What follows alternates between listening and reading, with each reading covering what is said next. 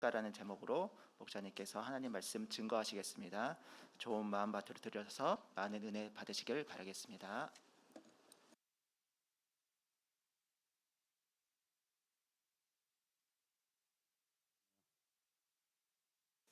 할렐루야, 반갑습니다. 제가 몇십 년 전에 인천교회 개척할 당시에 간석 오거리에서 2년 동안 이렇게 목회를 했습니다.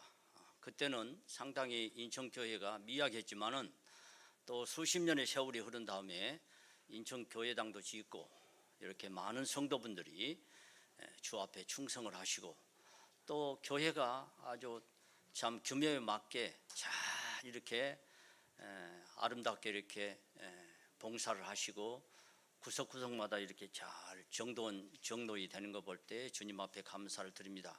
주님의 크신 은혜와 사랑과 축복이 인천교회에 항상 함께 하시고 더욱 발전하고 부흥하는 그와 같은 교회가 되시기를 원합니다. 성경 말씀 마태복음 26장 36절에서 46절에 있는 말씀 함께 봉독하겠습니다. 마태복음 26장 36절에서 46절까지입니다.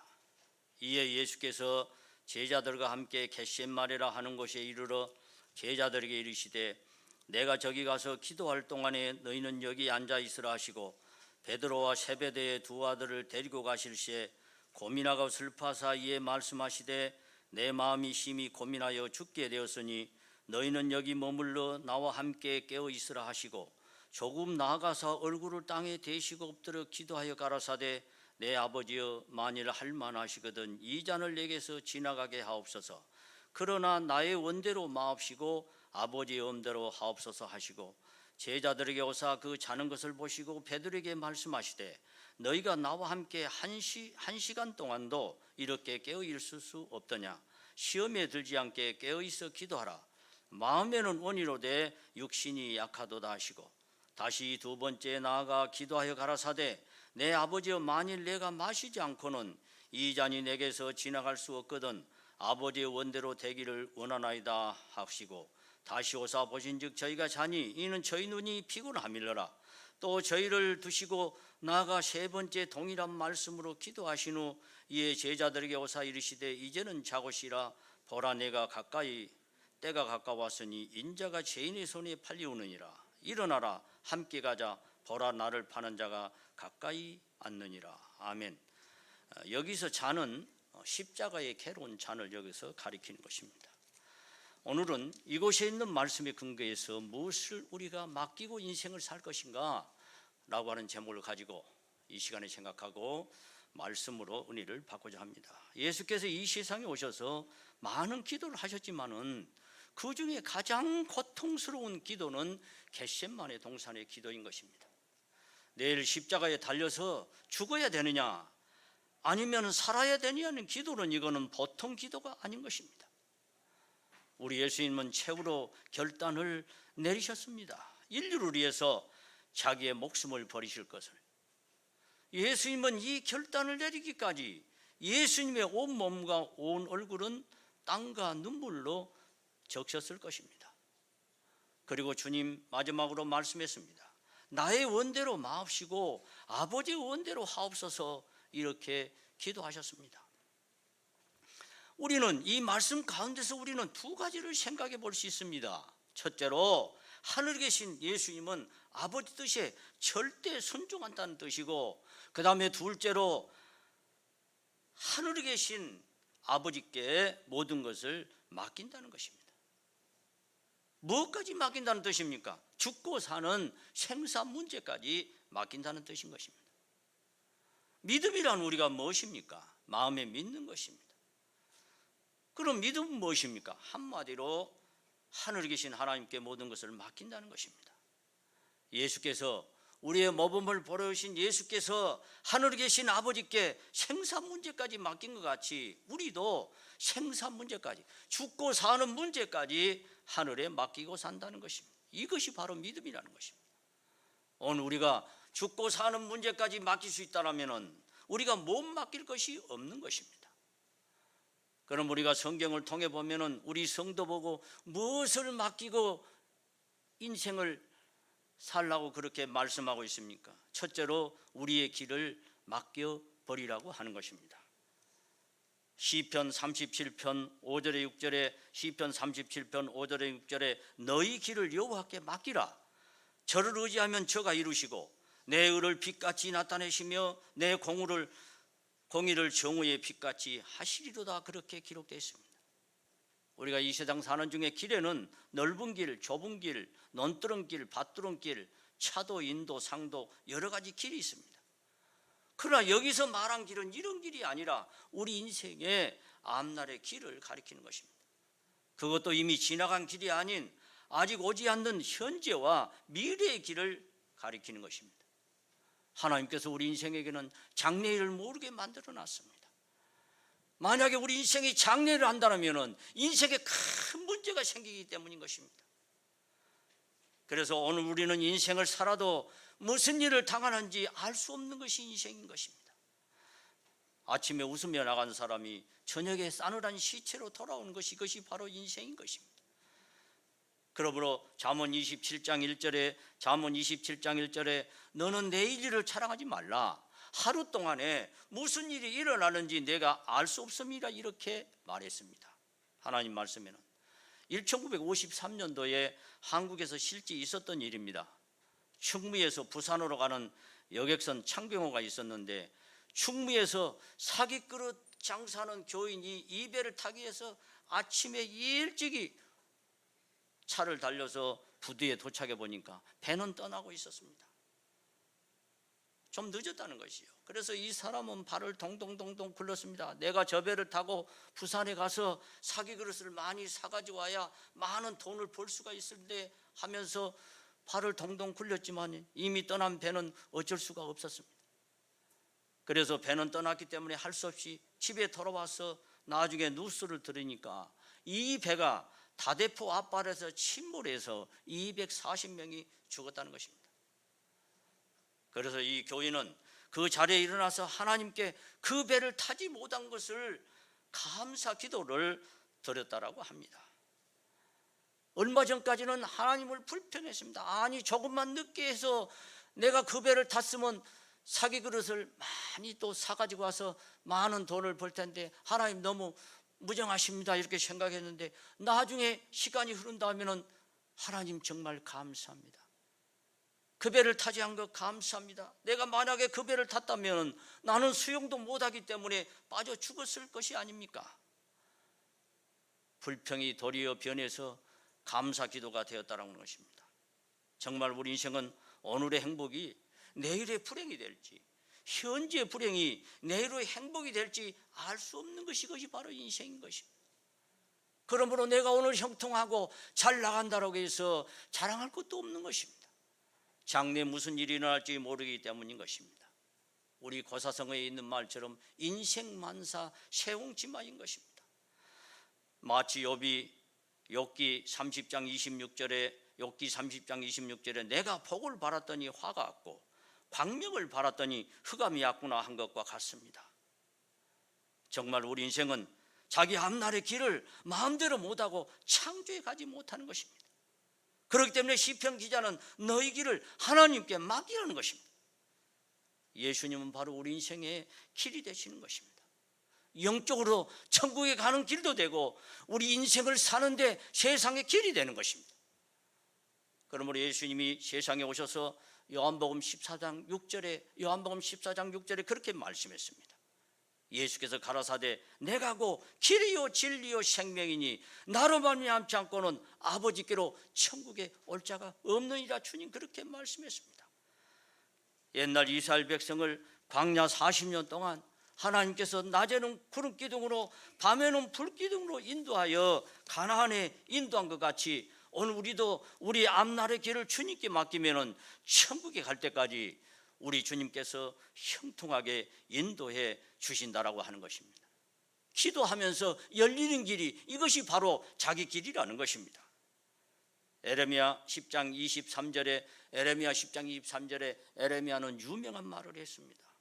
여호와여 내가 알거니와 우리 인생의 길이 자격이 있지 아니하니 걸음을 지도함이 걷는 자에게 있지 아니하니라는 유명한 말을 했습니다.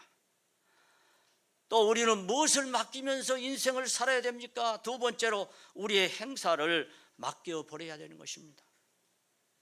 성경 말씀 잠언 16장 3절에 너의 행사를 여호와께 맡기라. 그리하면 너의 경영한 것이 이루리라.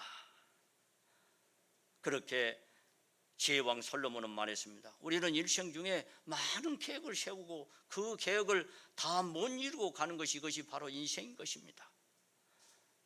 어느 누구나 이 세상에서 사업의 성공을 원하고 실패를 원하는 사람은 없는 것입니다. 그러나 우리 인생의 실패나 성공은 자기 마음대로 되는 것이 아닙니다. 세상의 모든 사람이 다 성공하기를 원하지 실패하는 사람이 원하는 사람이 누가 있겠습니까? 어떤 사업은 사업을 해서 많은 돈을 벌었지만 어떤 사람은 실패를 해서 부도를 내고 밤중에 도망갔다는 슬픈 소식을 우리는 우리 주위에서 많이 들어볼 수 있습니다. 정말 우리는 이 세상에 태어나서 내가 무슨 이 세상에 태어나고 싶어서 태어난 사람도 없지만은 그러나 자기의 존재를 깨달아서는 이미 세상에 태어났으니까 인생을 살아야 되는 것입니다. 정말 우리는 이 세상에 태어나서 해야 할 일이 많습니다. 낳고 배우고 결혼하고 사업하고 죽고 이 모든 일은 정말 나 혼자 감당하기 어려운 것입니다. 그러므로 예수께서 이 세상에 오셔서 생사 문제까지 아버지께 맡긴 것처럼 오늘 우리도 맡기고 살자는 것입니다. 잠언 16장 9절에 사람이 마음으로 자기 길을 계획할지라도 그 걸음을 인도하는 자는 여호와시니라 그렇게 말씀했습니다. 이거는 우리 인생의 앞날의 길을 말씀하고 있는 것입니다. 또 잠언 20장 24절에도 사람의 걸음은 여호와께로 말미암나니 사람이 어찌 자기 길을 앞날의 길을 알 수 있으리라 그렇게 말씀했습니다.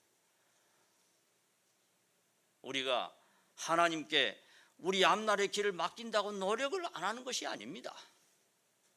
나로서 최선을 다하고 하나님께 맡기는 것입니다. 마치 존슨 대통령이 우주를 달을 보내면서 우리는 할 일 다 했다. 이제는 하나님이 하실 일이다.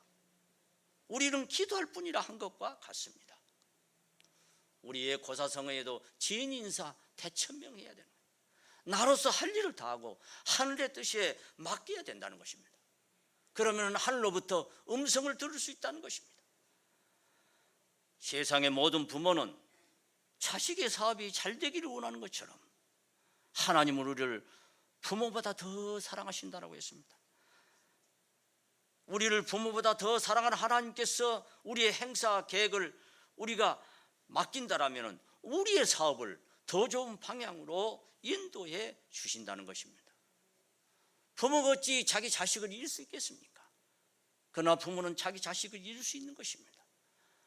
그러나 우리의 하나님인 예수님은 사람이 아니시고 신이시기 때문에 부모는 설사 자식을 잃어버리고 자식을 버리고 도망갈 수 있다 할지라도 그러나 하나님은 나를 결코 버리지 않으신다고 했습니다. 나를 결코 잊지 않으신다고 했습니다. 왜? 그는 사람이 아니시고 신이시기 때문에. 내가 예수를 버리지 않는다라면, 내가 예수를 믿지 않는 그 같은 마음이 없다라면 주님은 항상 나를 부모보다 더 사랑하신다라고 했습니다. 이사야 49장 15절 16절에 여인이 어찌 그 젖먹는 자식을 잊겠으며 자기 태에서 난 아들을 긍휼히 여기지 않겠느냐. 그들은 혹시 잊을지라도 나는 너를 잊지 아니할 것이라. 내가 너를 내 손바닥에 새겼고 너의 성벽이 항상 내 앞에 있나니 그렇게 말씀했습니다. 하나님은 나를 결코 잊지 않는다는 것입니다. 부모는 설사 잊을지라도 사랑 많으신 하나님은 나를 잊지 않는다라고 했습니다. 세 번째로 우리는 인생을 사는 중에 무엇을 맡기면서 인생을 살아야 됩니까? 우리의 짐을, 무거운 짐을 맡기고 살아야 된다는 것입니다. 이사야 55장 22절에 내 짐을 여호와께 맡겨버리라. 너를 붙드시고 의인의 요동함을 영영치 허락치 아니하시리라 이렇게 말했습니다. 우리는 7, 80의 인생을 사는 중에 정말로 크고 많은 짐들이 많이 있는 것입니다.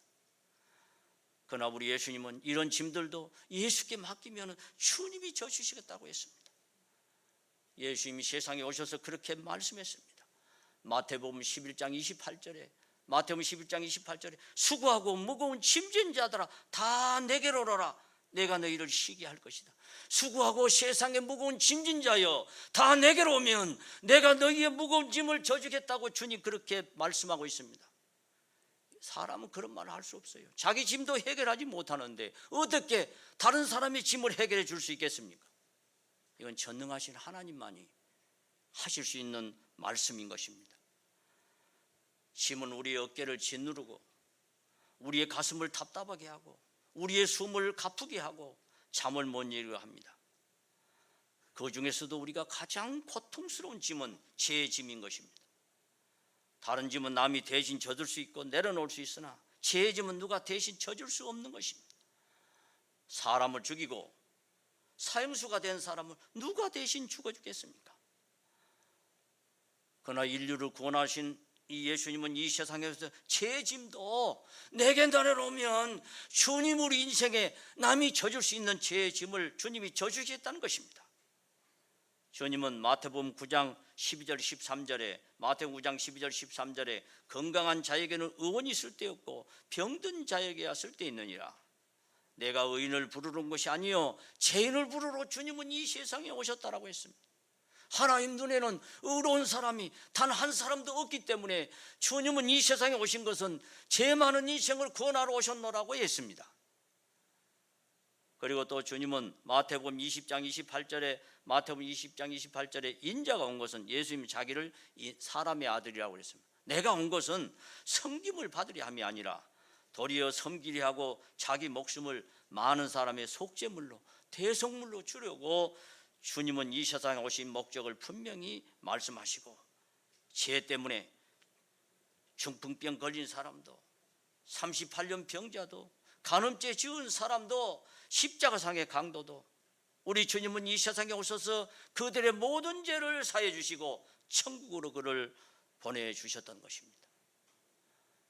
세상에 어떤 죄 지은 사람도 예수 앞에 와서 자기 죄를 뉘우치고 예수님 앞에 사해 주기를 바랐을 때 예수님은 그들의 모든 죄를 사해 주고 그들을 천국으로 보내주었다는 것입니다. 십자가상의 강도가 한편의 강도가 자기 잘못을 뉘우치고 옆의 강도는 예수님을 비방했지만은 그 강도를 꾸짖고 너와 나는 나쁜 짓을 해서 이렇게 십자가에 처참하게 죽는 것이 당연하지만 여기 달리신 예수께서는 평생 동안 옳지 않는 일이 없었느니라.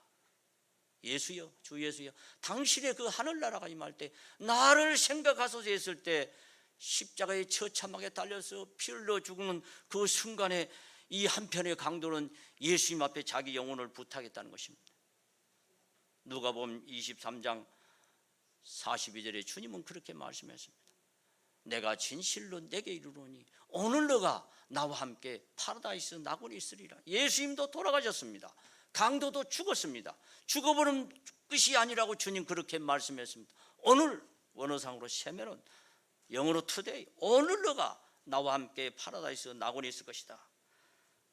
그 강도도 천국에 주님 보내주셨던 것입니다. 여러분 오늘 내 자신도 죄 때문에 고민하십니까? 우리가 예수 믿고 침례를 받으면 어떠한 죄도 용서함을 받을 수 있고 우리가 세례 받은 후에도 주님 보시기에 고의적으로 큰 사망에 이르는 죄만 짓지 않는다면 주님이 회개하면 주님은 나의 모든 죄를 용서해 주시고 나의 죄를 사해 주시고 나의 심령 속에 참된 평안을 주시리라고 믿는 것입니다. 죄 때문에 두려워할 필요가 없는 것입니다. 인간은 죄가 있어야 그게 바로 인간인 것입니다. 인간은 하나님 눈에는 의인은 하나도 없다고 로마서 3장 9절에 10절에 그렇게 기록됐습니다. 산속에 고든 나무는 많아도 인간 세상에는 고든 사람이 없다는 것입니다. 마치 태양에도 흑점이 있는 것 같고 우리가 옷을 털면 새옷도 먼지가 나는 것과 같은 것입니다. 죄 없는 사람은 하나님인 예수님뿐이 없는 것입니다. 요한일서 2장 2절에 저는 우리 죄를 위한, 여기서 저는 예수님이죠. 예수님은 우리 죄를 위한 화목제물이니 우리만이 할 뿐 아니요 온 세상의 죄를 이해하심이라 그렇게 말했습니다. 세상의 모든 짐도 예수께 내려놓으시고 남이 져줄 수 있는 죄의 짐도 예수님 앞에 내려놓으면 예수님이 사해 주시고 우리 심령 속에 평안과 기쁨을 주시는 것입니다. 네 번째로 우리는 무엇을 맡기고 우리가 인생을 살아야 됩니까? 우리의 염려를 다 맡기고 인생을 살아야 되는 것입니다. 베드로전서 5장 7절에 너희 염려를 다 주께 맡겨버리라. 이는 저가 너희를 권고하심이라 돌봐주심이라 그렇게 말했습니다. 우리가 이 세상을 사는 중 정말 염려가 많습니다. 염려라는 것은 무엇입니까? 내가 할 수 없는 것을 할 수 있는 것처럼 붙들고 고민하는 상태가, 이것이 바로 염려인 것입니다. 내가 할 수 있으면 염려를 하지 않지요. 그러나 내가 할 수 없는 것을 할 수 있는 것처럼 붙들고 고민하는 상태가 염려이니까 염려할 필요가 없다는 것입니다.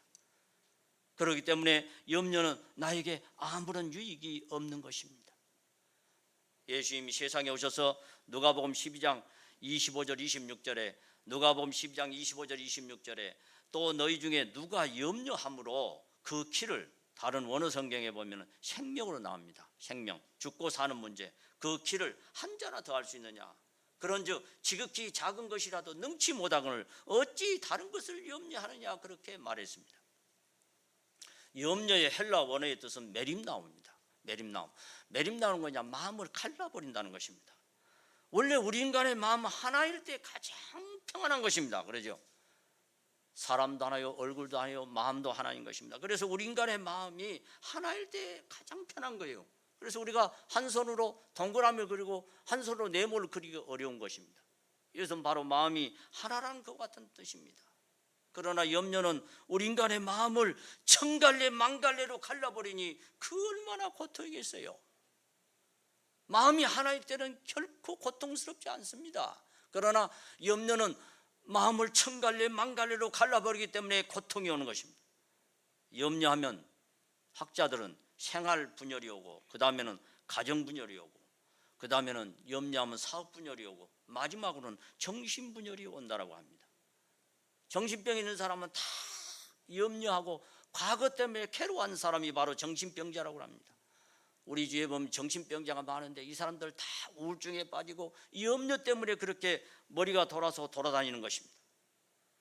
지금 미국의 병 중에 3분의 2가 전부 정신병이라고 합니다. 오늘 내가 염려가 많은 것은 우리 예수님께 맡기지 않기 때문입니다. 예수님이 나의 모든 염려를 맡기라고 하는데 나는 아직 믿음이 약해서 예수님 앞에 맡기지 않기 때문에 고통이 있다는 것입니다. 어느 선교사가 시골에 무거운 짐을 이고 가는 할머니를 차를 타고 가면서 뒤에 태웠더니 한참 가다가 뒤를 보라니까 이 할머니가 머리에 짐을 이고 타고 계시더라는 것입니다. 머리 이게. 그래서 이 선교사가 차를 멈춰서, 아니 할머니 왜 그 무거운 짐을 머리에 이고 계세요? 밑에다 내려놓으면 되지. 그랬더니 나도 타기 미안한데 짐까지 무겁게 할 수 있느냐는 것입니다. 아니 짐을 내려놓으나 올려놓으나 차의 무게는 마찬가지인 것입니다. 차가 가는데 왜 그것까지 할머니는 걱정하느냐 이거예요. 도시에서 공부하는 시골의 어머니가 겨울철에 이제 외투를 소포로 보내면서 단추를 다 띄어가지고 이 호주머니 속에 넣어놓고 편지를 썼습니다. 아들아, 소포 무게가 많이 나올 것 같아서 단추를 떼어가지고 호주머니에 넣었으니까 나중에 단추를 찾아가지고 호주머니에 찾아가지고 꼬매가지고 입어라 그렇게 말했습니다. 아니 단추를 띄나 단추를 붙이나 소포 무게는 마찬가지인 것입니다. 우리 인생은 100년 살기 힘든데 1000년 근심을 품을 필요가 없어요. 여러분 100년도 뭐 말이 100세시다고 하지만 제가 목회생활 이제 정년퇴직한 지 지금 4년 됐지만 목회생활 30년 이상 하다 보니까 거의 80 넘으면 다 가시더라고요. 80 넘으면 거의 다 가셔. 그래서 100년도 못 산 인생이 1000년 만년 살 것처럼 근심 걱정할 필요가 없다는 것입니다. 세상 염려하려면 끝이 없습니다. 꼬리에 꼬리를 물고 일어나고 머리는 앞산만 해가지고 머리가 흔들흔들거리는 거예요. 그러다 정신분열이 오고 정신병자가 되는 것입니다. 그러므로 사도 바울은 빌립보서 4장 6절에 7절에 빌립보서 4장 6절에 7절에 아무것도 염려하지 말고 유명한 말을 했습니다. 아무것도 염려하지 말고 오직 모든 일에 기도와 간구로 너희 구할 것을 감사함으로 아뢰라. 그리하면 모든 지각에 뛰어난 하나님의 평강이 그리스도 예수 안에서 너희 마음과 생각을 지키시리라. 계획은 있으나 염려를 버려버려야 되는 거예요. 학자들은 인생의 염려의 96%는 입이 일어나고 일어나지 않는 일이라고 합니다. 마지막 4%도 내가 할 수 없는 것이고 염려할 필요가 없다는 것입니다. 인생을 염려 속에서 영원히 살지 못한 인생의 고통 속에 살 필요가 없다는 것입니다. 나로서 최선을 다하고 기도하면서 하늘에 계신 하나님께 맡기고 산다는 것입니다. 모든 병의 원인이 뭐냐? 이게 스트레스예요. 암도 마찬가지입니다. 물론 제가 농사를 지어보니까 농약이 없이는요 농사가 되지 않아요. 그냥 벌레가 싹 먹어버려요. 고추는요 16번 농약을 쳐야 되고, 물론 어떤 분은 농약 먹고는 안 죽고 제초제 먹으면 죽는다 그렇게 말씀하더라고. 그런데 그 농약도 한번 쳐놓으면요 냄새가 뭐 엄청 독합니다. 그 고추는요 농약을 보통 16번 치고, 보통 그 다음에 일주일에 2번씩 치고, 그 다음에 작년에는 한 달 20일 동안 비가 보니까 한 30번을 농약을 치는 것 같더라고요. 요즘 시중에 나오는 깨끗한 거 전부 농약 친 거예요. 그래서 사람 모르고 먹으니까 이게 암이 많은 거예요. 또 스트레스, 염려, 모든 원인의 병이 뭐예요? 이 스트레스인 것입니다. 암도 마찬가지라 이 말이에요. 그래서 스트레스 많이 받고 염려, 근심, 걱정하면 일찍 가는 것입니다. 아무리 신앙생활이라도 먼저 가는 것입니다. 5번째로 우리는 무엇을 맡기면서 인생을 살아야 됩니까? 마지막으로 우리 영혼까지 맡기고 살아야 됩니다. 우리 영혼까지. 누가복음 23장 46절에 누가복음 23장 46절에 예수님은 예수께서 큰 소리로 불러 가라사대 아버지여 내 영혼을 아버지 손에 부탁하나이다 하고 이 말씀을 하신 후 운명하시다. 예수님 돌아가셨어요. 스데반도 돌에 맞아 순교할 때 사도행전 7장 59절 60절에 보면은 사도행전 7장 59절 60절에 보니까 스데반은 저희가 돌로 스데반을 치니 스데반이 부르짖어 가로되 주 예수여 내 영혼을 받으시옵소서. 내 영혼을 받으시옵소서 하고 죽었더라. 그렇게 기록되었습니다. 우리 몸 중에서 가장 중요한 건 뭐 이거 영혼인 것입니다. 왜 그렇습니까? 우리가 죽은 후에 우리 영혼이 천국이냐 지옥을 안으로 갈라지기 때문인 것입니다. 그렇기 때문에 예수님이나 스데반은 죽을 때 하늘에 계신 아버지께 영혼을 부탁한 것과 같습니다. 이거는 여러분 참나가 아니에요. 젊어서는 예쁘고 나이가 들어서는 쭈글쭈글 해가지고 모습이 그렇게 아름답지 못하는 것이 우리 인생인 것입니다. 또 거기서 병 걸리면은 암병원 보니까 암병 환자 가서 보니까 못먹어 가지고 빼싹 말려가지고 세상을 떠는 분도 있었습니다. 이거는 흙덩어리에 불과한 거예요. 속에 있는 속사람이 있어요. 그것이 나를 나타내는 것입니다. 그래서 우리는 겉사람하고 속사람이 나는 무슨 속에 영혼이 있냐고 그러면 여러분 속에 속사람이 있어요. 그래서 이 속사람이 겉사람을 속이셨죠. 저 사람 미워 죽겠는데, 응? 속으로 미워 죽겠는데 그런 말 하십니까? 겉으로는 얘기해. 당신 사랑해, 당신 좋아해. 그러고 뒤로 가서는 너 언젠가 두고 보자. 이건 겉과 속이 나눠져 있다. 이게 참나가 아니에요. 이거 만약에 속과 겉이 같다라면 그렇게 속일 수는 없는 것입니다. 이거는 이제 흙덩어리고 속에 있는 속사람이 그걸 영혼이라고 하는 거예요. 그것은 영원한 것입니다. 그것이 중요하다는 것입니다. 어떤 사람은 죽을 때 유언으로 화장을 해라, 토장을 해라, 주례는 누가 서고 사회는 누가 서고 자식들에게 술 먹지 말라, 도박하지 말라, 서로 사랑하라 이렇게 유언합니다. 어떤 분은 제가 들어보니까 죽을 때 자기 아들한테 이 어머니는 네 어머니가 아니다 그렇게 하고 돌아가시더래. 이 멍청한 사람이 말이요. 아니 어머니가 아니더라도 진짜 어머니다 말하고 잘 폭행하고 오너라 그래야 되는데 이 어머니는 네 어머니가 아니다 그렇게 하고 세상을 떠들어요. 좋지 못하게 죽은 사람도 있습니다. 물론 이것도 우리가 중요하지만 더 중요한 건 우리 영혼을, 우리 소위 말하는 생명이죠. 우리 속에 있는 이 영혼과 생명을 하나님께 맡겨야 되는 것입니다. 예수님도 맡기고 살고 스데반도 맡기고 세상을 떴다는 것입니다. 우리가 우리 영혼까지 생명까지 맡기고 살 때 우리는 죽음의 공포 없이 편안한 인생을 살 수 있는 것입니다. 내 생명도 내 영혼도 우리 속에 영혼이 떠나버리면 생명이 떠나면 인생은 흙덩어리에 불과한 것입니다. 죽은 사람 보세요. 아무 감각이 없는 것입니다. 그래서 우리는 죽을 때 이게 중요한 거예요. 죽을 때 잘 죽어야 돼.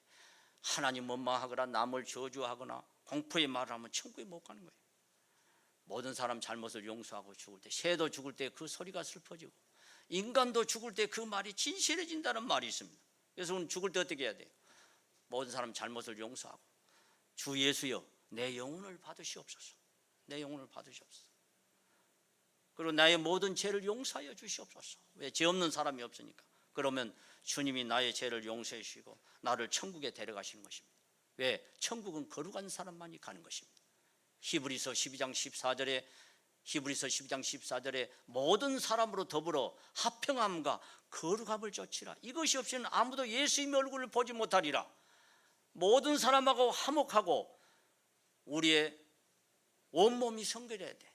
말과 마음과 행위와 눈과 손과 다리가 깨끗해야 되는 것입니다. 이 죄악 속에서 깨끗해야 된다는 것입니다. 마음속으로도 나쁜 생각을 먹어서는 안 되는 것입니다. 거룩해야 됩니다.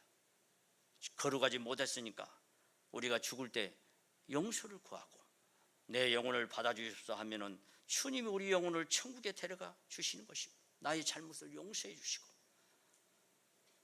어떤 사람은 우리 인생을 70년으로 계산을 하고 하는 일들을 계산해 보니까 잠들고 있는 시간이 약 23년 4개월. 우리 인간은 잠을 3분의 1을 잡니다. 일생 중에서 23년 4개월. 음식 먹는 시간이 약 3년, 화장실 가는 시간이 1년. 어떤 사람은 코 푸는 시간도 막 굉장히 막 소리를 질러가지고 코를 푸는 사람도 막 있어.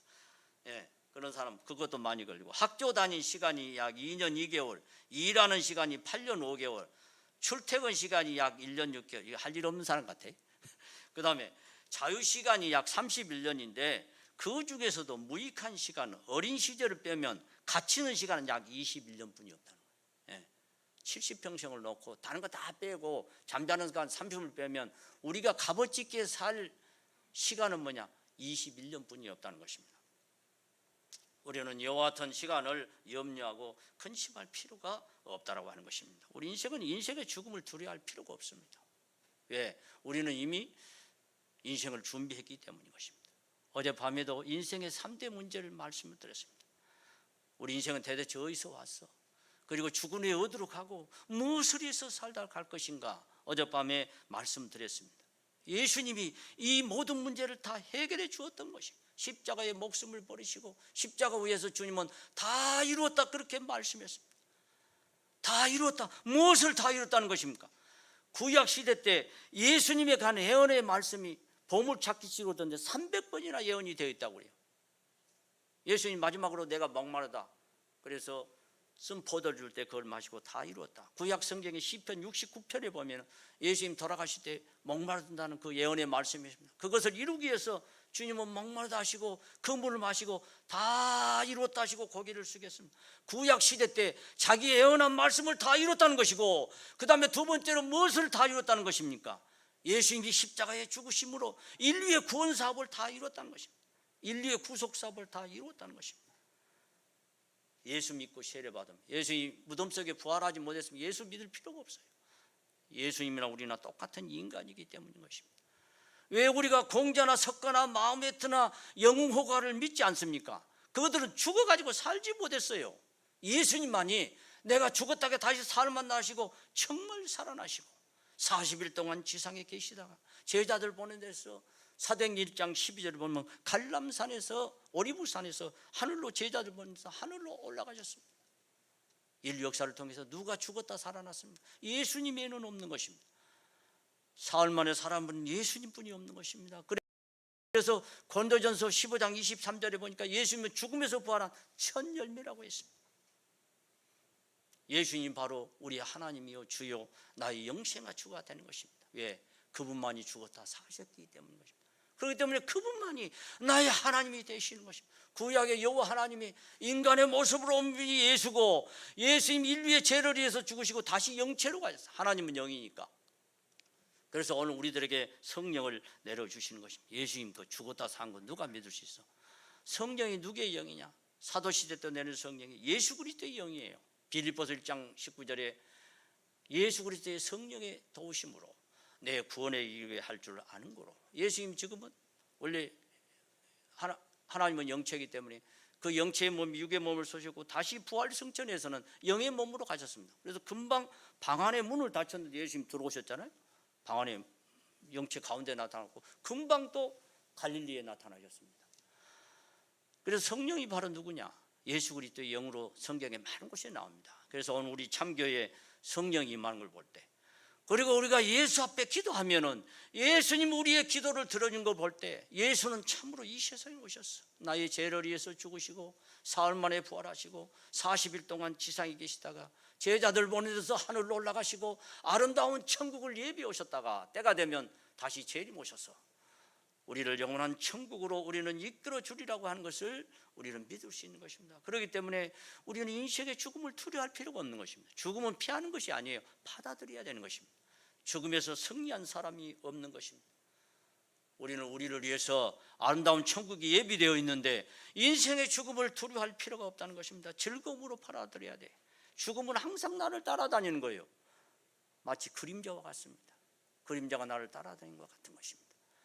인간은 죽음을 피할 수 없기 때문에 받아들이고 죽음의 공포 속에 살 필요가 없는 것입니다. 히브리서 2장 14절 15절에 보니까 예수님이 이 세상에 오신 것은 죽음의 공포 속에서 떠는 사람을 구원해 주러 오셨다라고 했습니다. 내가 무덤에 다시 산 것처럼 너희들도 언젠가 무덤에 들어가지만 주님이 다시 오셔서 우리를 부활시켜서 영광의 천국으로 데려가겠다고 약속했습니다. 성령이 증거해 주고 있는 것입니다. 우리가 오늘 예수 앞에 기도하면 예수님 우리의 기도를 들으는 걸 볼 때 예수님의 약속은 틀림없는 것입니다. 그렇기 때문에 우리는 인생의 죽음을 두려워할 필요가 없다는 것입니다. 염려는 독사에게 물린 것 같고 새총과 같습니다. 자꾸 늘어난다는 것입니다. 사람은 100년도 살지 못하는데 1000년 뒤의 걱정까지 품고 다닌다는 것입니다. 어린애는 염려가 없는 것입니다. 부모에게 모든 것을 맡기기 때문인 것입니다. 오늘 우리도 하나님께 맡기면 모든 염려는 없어지는 것입니다. 고민은 해결의 열쇠가 될 수 없기에 고민할 필요가 없다는 것입니다. 오늘 여러분들에게 무엇을 맡기면서 우리의 남은 여생을 살다 갈 것인가를 말씀드렸습니다. 결론을 말씀드리면 우리의 길과 행사와 짐과 염려와 우리 영혼까지 맡아줄 하나님이 계시니 그 얼마나 행복합니까? 여러분, 이것을 맡기고 사는 것이 믿음인 것입니다. 여러분 믿음 있습니까? 모든 것을 맡기고 평안히 사시다가 언젠가 주님 부르실 때 천국의 영복을 누리는 우리 인천의 모든 성도분이 되시기를 원합니다. 묵도하겠습니다. 아멘.